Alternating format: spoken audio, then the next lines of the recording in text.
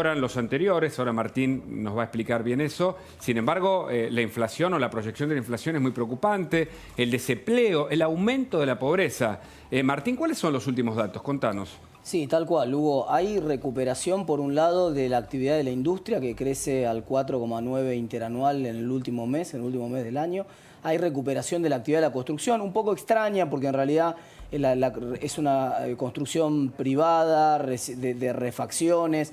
Cuando vos mirás la cantidad de trabajadores que están en el sector de la construcción, hay 30.000 trabajadores menos de los que había antes de la pandemia. Cuando vos mirás los permisos de edificación para nuevas obras, están 30% por debajo de los que había hace un año atrás. O sea que la construcción en realidad lo que hay es mucho acopio de materiales por parte de gente que quiere construir, mucha obra pequeña no declarada, y empieza a despegar algo la demanda de asfalto en el mes de diciembre, probablemente con algo de recuperación de la obra pública. No sé si coincide con los números que tiene Marina ahora. Hola, Marina. Pero el dato más preocupante de este mes es el dato de la inflación, que se va a conocer ahora en los próximos días, y que ya las consultoras privadas, ahora te va a contar Marina los números de ellos, pero los números de Ferreres 3,6%, los números de la gente del IPC Online, la gente de Bahía Blanca 4,2% hoy, en ambos casos con alimentos y bebidas corriendo por arriba del 4,4, 4,5%. Eso te da una velocidad anualizada, Hugo, de arriba del 65% para alimentos y bebidas. Es una locura. Marina, es así. Buenas noches, gracias por este contacto. El gobierno busca controlar precios, ¿pero puede controlar la inflación?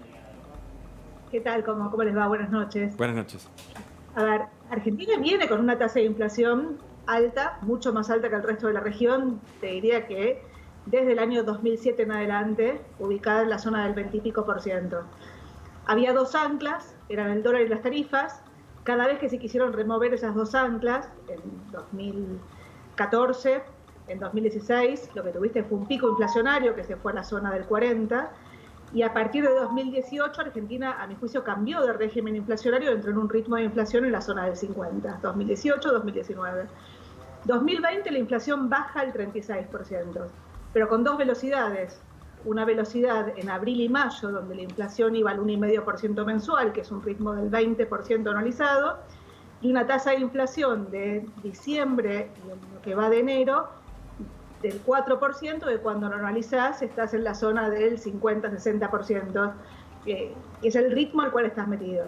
Ahora, esa velocidad de los precios, en realidad, de alguna forma, está impulsada por la propia dinámica del tipo de cambio. O sea, el gobierno está intentando mantener la competitividad del tipo de cambio, mueve el dólar igual que la inflación, y de alguna forma le pone una inercia muy alta a la dinámica de los precios. A eso se suman precios que estuvieron reprimidos durante 2020, algunos por la propia política, otros porque fue un año muy atípico, donde hubo sectores que estuvieron literalmente cerrados, y lo que estás viendo, digamos, es presión para recomponer esos precios, precio que sube, precio que el gobierno intenta fijar, y además a eso se sume una situación de precios internacionales que empiezan, si querés, que son una muy buena noticia desde el punto de vista de la oferta de dólares, porque somos un país productor y exportador de alimentos, pero del otro lado, digamos, te genera presión sobre la canasta. Martín recién se refería a la suba de los precios de los alimentos, que va por encima de la inflación, y en ese contexto lo que estás viendo es, de nuevo, las presiones del gobierno para tratar de contener esos precios. Cuando uno mira los alimentos, también tenés dos velocidades. Tenés los precios que estuvieron controlados por el gobierno, que van a un ritmo del 20 y pico %, y tenés algunos precios que estuvieron fuera de control, sobre todo los productos frescos y la carne, con precios casi cercanos al 100%. En el último... No, sí, Marina, la pregunta que te quería hacer es, el gobierno dijo hace poco, acaba de hacer una declaración de que quiere que la inflación, por lo menos la aspiración del gobierno, que la inflación corra al 29%, que los salarios corran 2 o 3 puntos por arriba de la inflación, y ayer el propio ministro de Economía dijo que no está dispuesto a trazar las tarifas porque después se pagan con emisión o con deuda, lo dijo expresamente, y que tampoco está dispuesto a trazar el tipo de cambio. O sea, da la sensación que el gobierno quiere que todo corra al 30-31, con los salarios corriendo un par de puntos por arriba de eso. ¿Eso es factible con la velocidad que ya estamos viendo de las variables esas en lo que va del año, con la emisión que probablemente tenga que hacer el gobierno, con la actualización de tarifas? ¿Vos ves factible este escenario donde el gobierno quiere meter todo en un embudo que corre al 30% en lo que queda del año? Yo te diría que sería la forma de bajar la nominalidad, o sea, tratar de tener un acuerdo de precios y salarios que reduzca el ritmo al cual suben los precios.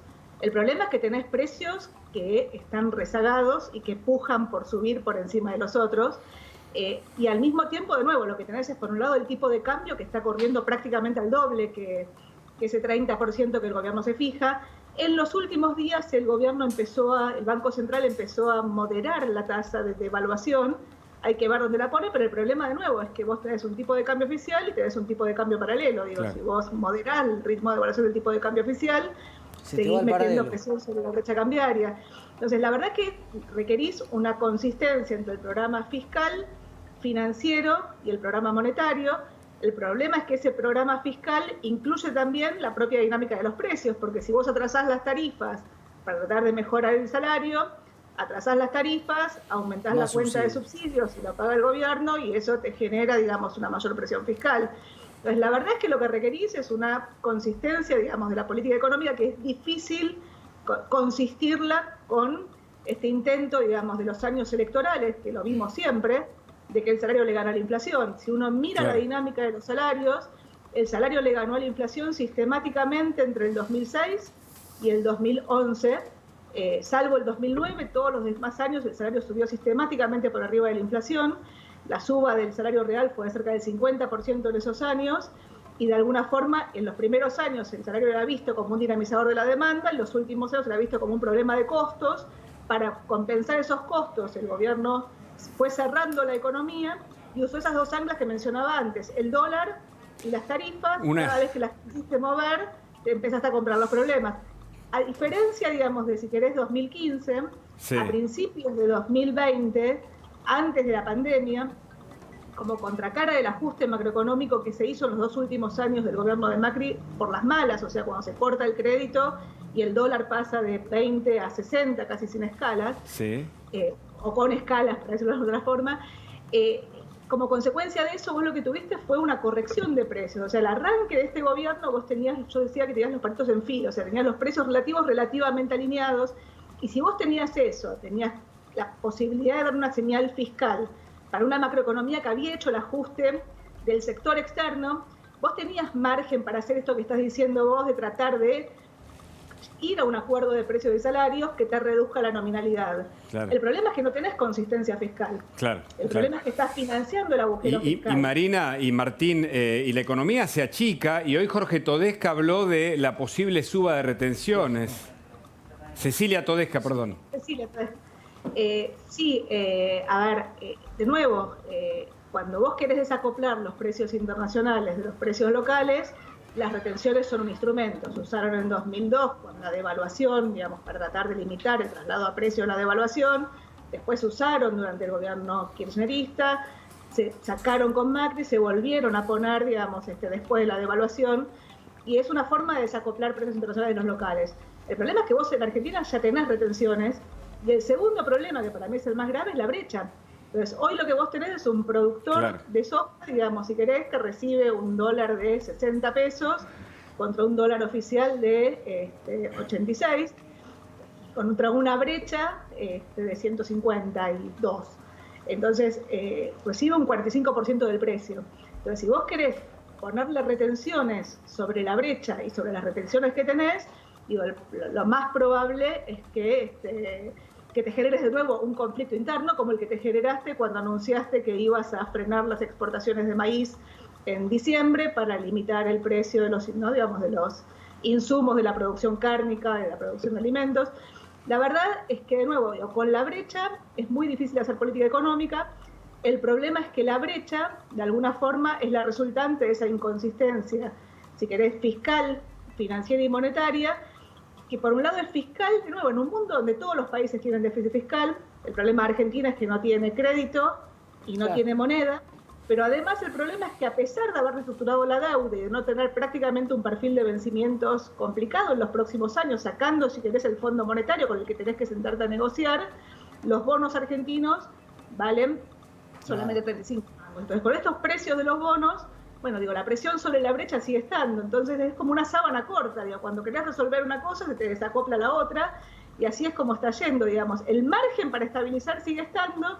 El problema es que cuanto mayor sea el margen para estabilizar, digo, otra vez viene la próxima elección y las prioridades no son estabilizar, sino que las prioridades son tratar de reactivar un poco el consumo de cara a la elección, y así vamos a los tumbos, te diría, desde 2006 en adelante, no importa cuál sea el gobierno de turno.